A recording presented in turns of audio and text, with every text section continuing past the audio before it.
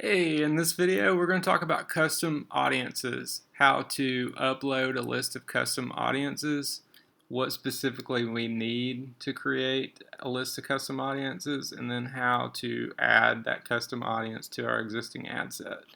So we can see over here I've got two lists, follow-up boss, and basically I got first name, last name, phone number, and then I got first name, last name, email. So I like to break it into two lists because I'm not sure if putting it all together I would get the same results. So I like to separate it and I have a better chance at matching the person that I'm trying to retarget. So you can see I've got these two lists and I've got them downloaded. So we'll hop over into the ads manager. From the ads manager you'll click on the hamburger and then you'll click on audiences. Once that pops up, we'll get started.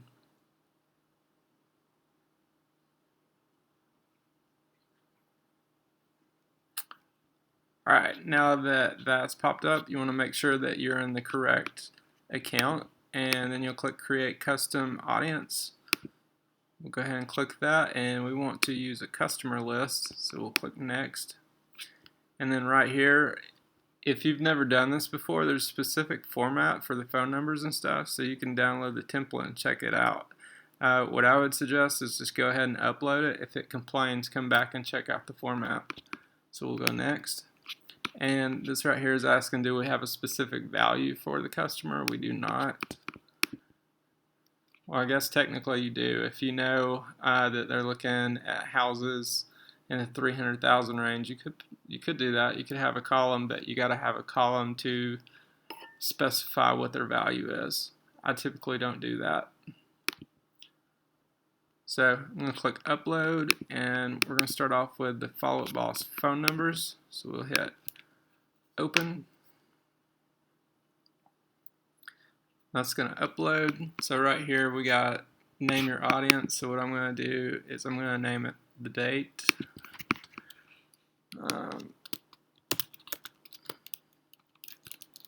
10/2/21. Perfect. We'll just go next. And you can see that nothing is mapped out, so we'll click on the action and you can see first name. So over here we'll pick first name. Scroll down through here, first name, and then we're going to match up the last name. Then we're going to match up the phone number, and then the lead source doesn't really matter because it's not a Facebook format field. So we'll just hit import.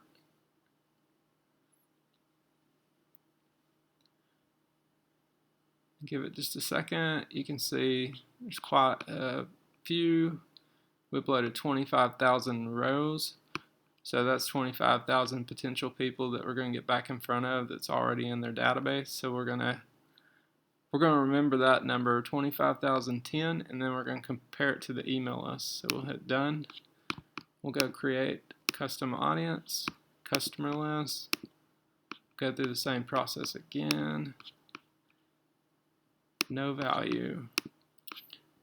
Upload. This time we're going to pick email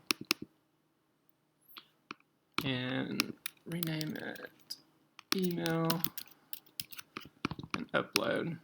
So we had 25,000 and some change. So you can see that the email field mapped, but we still need to map the first name and the last name.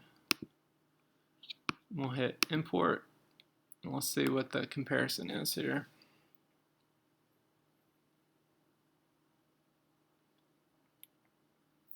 So you can see emails, we have 27,000 some change. So if I would have uploaded them together, it may or may not have matched like that. And also they may have more people that have registered with their email versus given phone number. So that does kind of make sense.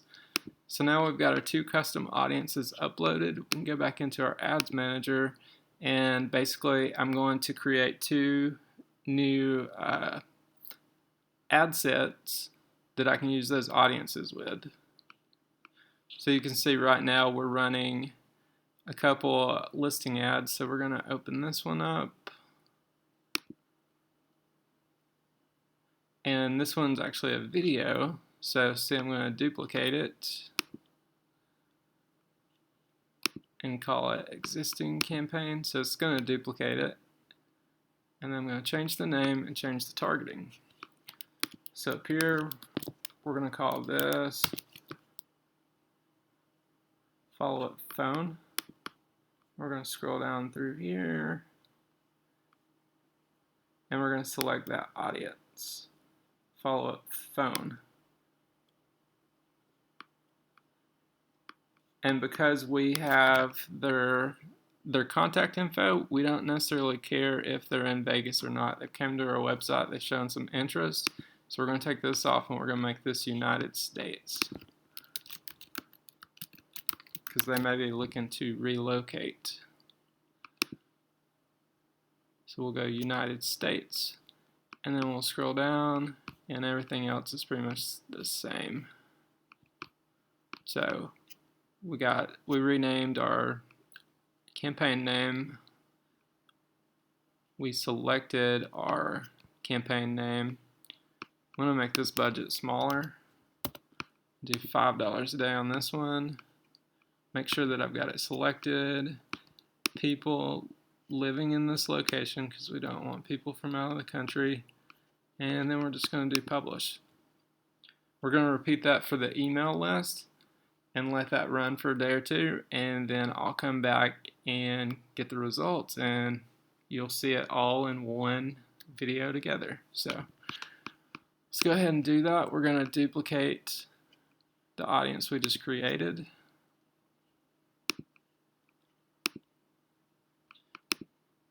And same way, we'll give it a new name. This one's going to be Follow-Up Boss Email.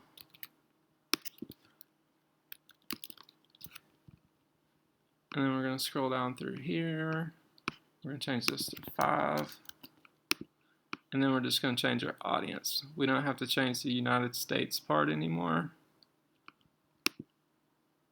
We're going to go follow-up email. Actually, it looks like the other one may have not connected. So I'm going to publish this one and then go double check that other one. It looks like it didn't get selected. So we've got this one set. We're going to dive back into the Follow-Up Boss phone custom audience and scroll down through here, and yeah, it looks like it did not get selected, so we're going to pick the phone. And then you can see over here the results still says reach only 10.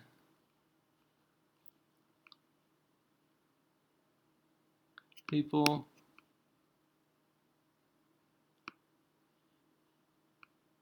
living in this location, yes. So it's really peculiar, so we shall see.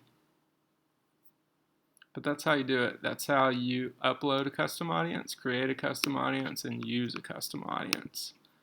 In the follow-up video, we'll take a look at the stats and see how these ads perform versus our cold audience.